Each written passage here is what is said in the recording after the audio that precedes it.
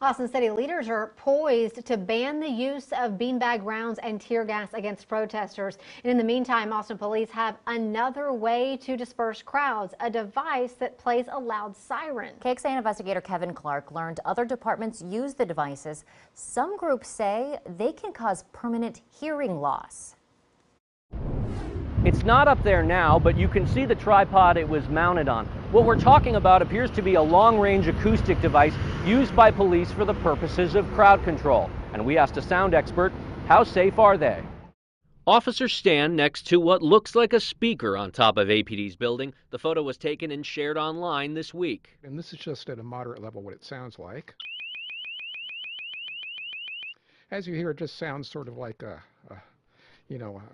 an alarm of some sort. Robert Auld has worked as an audio engineer for decades. When we sent him the picture, he identified it as a long-range acoustic device, or an LRAD. Invented for communication between naval ships, he told me it's been integrated into police departments in the last 20 years. The goal is to peacefully disperse crowds with an alarm. Auld says every version can reach at least 130 decibels. If you have a device that's going at 143 decibels and you're 100 feet away, it'll still be around 128 decibels, which is very loud and would cause you to put your hands over your ears and want to leave the area. For perspective, Auld says a normal conversation is 60 to 70 decibels. A heavy metal concert can reach 120 decibels, and the threshold for pain in the ears is 130 decibels. In 2012, the city of Pittsburgh settled a lawsuit with a woman who said she suffered permanent hearing loss because of police using these devices during the G20 protests of 2009.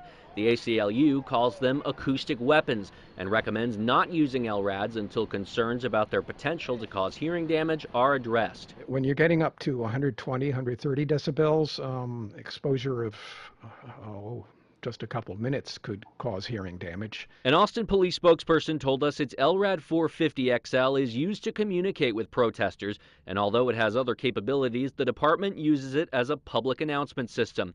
The department says it was used Saturday night to direct protesters off I-35 and that it is only used on individuals who break the law.